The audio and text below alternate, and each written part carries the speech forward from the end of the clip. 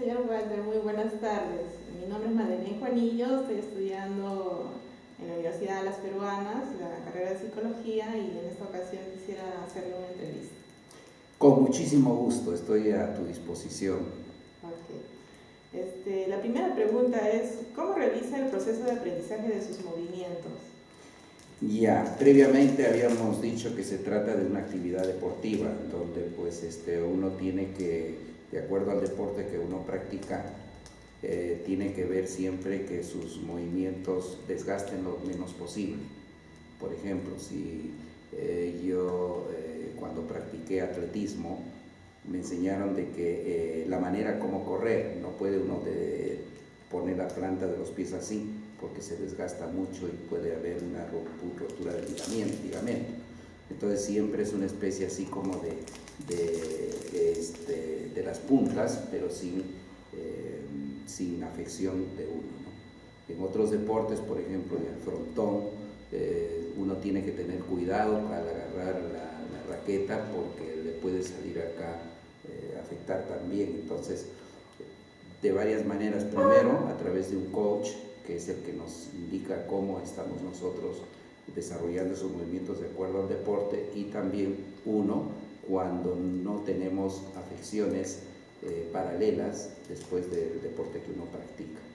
Entonces siempre uno debe estar atento a cualquier reacción.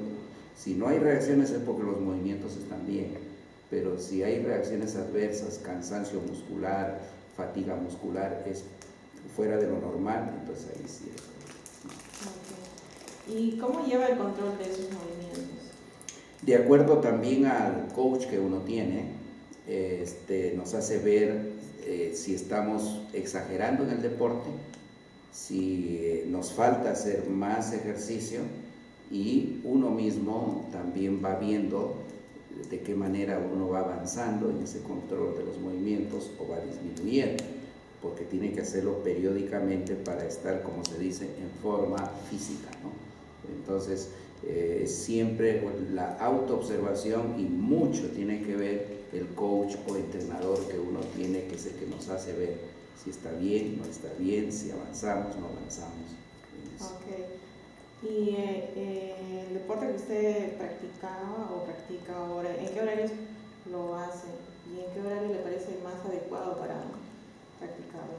Cuando ya voy a hablar del deporte actual, que es el paleta frontón, ¿no? Lo que se sugiere siempre es a primeras horas, mínimo 3 veces por semana, y por lo menos 1 o 2 horas, ¿no? Por ejemplo, pueden ser de 5:30, 6 de la mañana hasta las 8, y unas mínimo 3 veces por semana. Pero previo precalentamiento también. Uno no puede practicar de frente la actividad deportiva sin un calentamiento. A mí me ha pasado.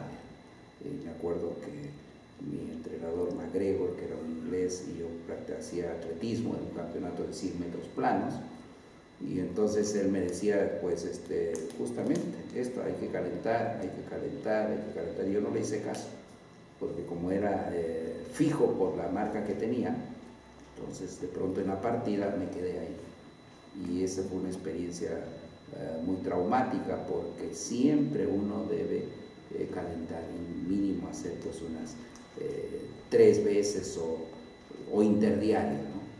Y la mejor hora es cuando no hay sol, ¿no? En la mañana o en la tarde, pero más sugieren las primeras horas de la mañana.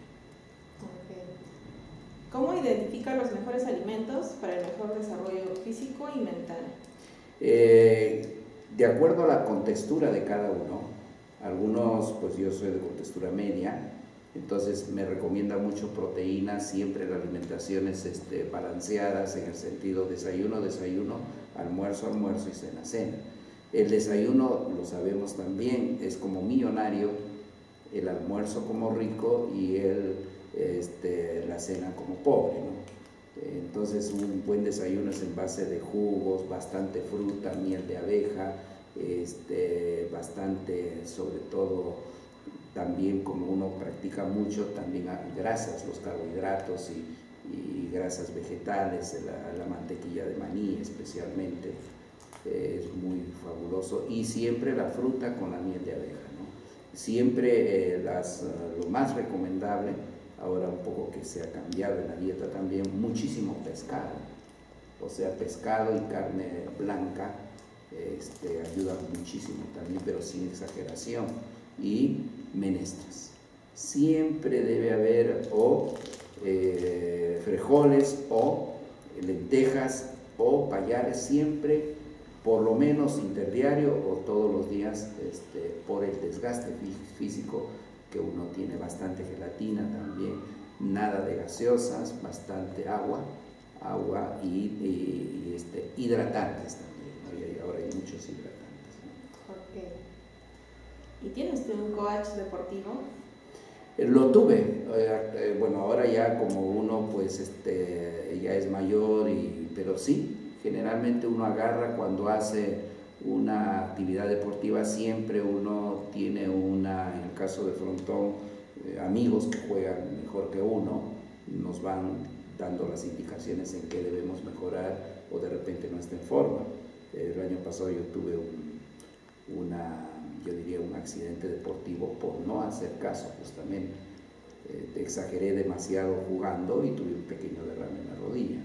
Entonces siempre debe tener uno, no tanto un coach oficial, pero sí un entrenador o amigo que esté siempre observándonos y viéndonos y que prevea aquellas lesiones que uno podría tener, que es normal, ¿no? En toda actividad deportiva siempre hemos tenido lesiones. Yo tengo 2 huesos rotos, una costilla hundida, tengo acá también casi el desviamiento de toda la parte de acá, bastantes golpes producto de la actividad deportiva que uno realiza. Okay. ¿Y realiza un biofeedback? Generalmente uno mismo va autocontrolándose, ¿no? O sea, hay herramientas para controlarse. Creo que la mejor manera yo diría, no el agotamiento, porque toda actividad deportiva nos agotamos y nos cansamos, pero cuando la respiración está bien, o sea, frente a pleno agotamiento y el corazón se acelera mucho, pero no nos falta el aire, estamos bien, orgánica y físicamente bien. El problema es cuando hay una especie de asfixia, o sea, demasiado agotamiento y uno como que ya no le da el aire, eso es peligroso. Entonces uno siempre tiene que tener un autocontrol y no exagerar de acuerdo a la edad que uno tiene, ¿no? A veces, yo diría, el mejor ejercicio para mantenerse en forma es caminar. Caminar, yo camino muchísimo, promedio de 4, sin exagerar, 4, 6, evito tomar micros, 4 kilómetros más o menos, ¿no? Entonces, siempre ayuda. Okay. Y la última pregunta, ¿qué recomendaciones le daría a los padres de familia para sus hijos? ¿Qué tan importante es el deporte para los jóvenes, ¿no? El ejemplo. Mis hijos no van a practicar si no me ven practicar. Desde muy pequeños, cuando tenía a mis hijitos, los mayores de 4 y 6 años, yo salía a correr con ellos a las 6 de la mañana. Por supuesto, en su limitación, pero somnolientos y ahí estaban, así aprendieron ellos. Pero es diferente, tienes que hacer deporte, tienes que correr. Y otra de las cosas, respetar las habilidades que tienen nuestros hijos. Yo tuve el sueño de que mis hijos sean tenistas, por ejemplo. Los llevé a Club Libertad en Trujillo, les puse entrenador, pero esa no era su vocación. Y entonces, y ni la natación. Y ellos más se dedicaron, mi hijo, por ejemplo, a jugar frontón, a jugar fulbito, pero siempre hay una actividad que les gusta, pero siempre con el ejemplo. Hay que promover mucho, pero con el ejemplo. Vamos a jugar, a ver qué te gusta, vas, descubrir qué habilidades y respetar, porque de repente no hay un deporte de campo, sino un deporte de mesa, ¿no? Está el ping-pong también, que a lo mejor les gusta, está pues sapo también, que es otro deporte muy bueno. O sea, depende de lo que les agrade y las habilidades que tienen, pero uno nunca debe imponer un deporte cuyas habilidades o gustos no sean preferidos de nuestros hijos. Entonces nunca lo van a hacer, menos si uno no practica con ellos. Muy amable, señor Walter. Muchas gracias por su tiempo, por este mensaje. Gracias también y pues espero que estas sugerencias y esta conversación sirva no solamente para uno, sino para muchas personas. Gracias. Gracias.